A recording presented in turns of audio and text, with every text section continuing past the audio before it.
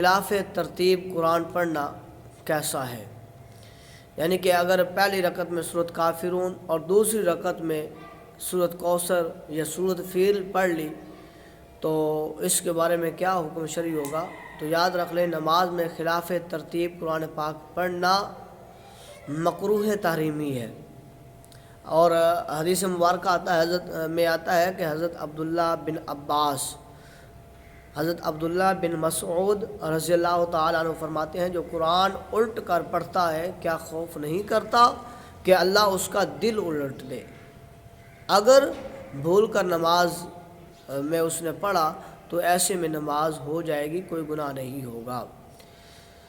تو لیکن احتیاطاً جو ہے وہ یہی ہے کہ جو حافظ قرآن ہے ان کو بھی چاہیے کہ وہ ترتیب کے ساتھ پڑھے، اور جو حافظ قرآن نہیں ہے، نمازی حضرات ہیں عام، ان کے لیے بھی یہی ہے کہ اللہ تبارک و تعالیٰ نے بڑی پیاری جو ہے وہ سمت رکھی ہے، آسانی رکھی ہے۔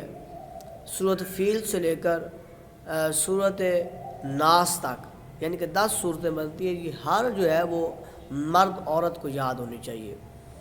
اس سے یہ ہے کہ اگر پہلی رکعت میں سورۃ فیل پڑھی یہ تھوڑی سی بڑی ہوگی، اور اس کے بعد سورۃ قریش پڑھی یہ سورۃ تھوڑی چھوٹی ہوگی۔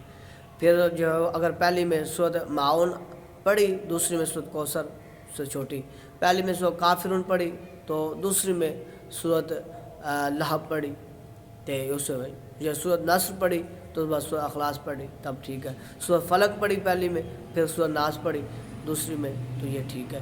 تو یہ ترتیب کے ساتھ جو ہے وہ پڑھ لینا زیادہ بہتر ہے، وہ بیسٹ ہے۔ اللہ تبارک و تعالی عمل کی توفیق عطا فرمائے۔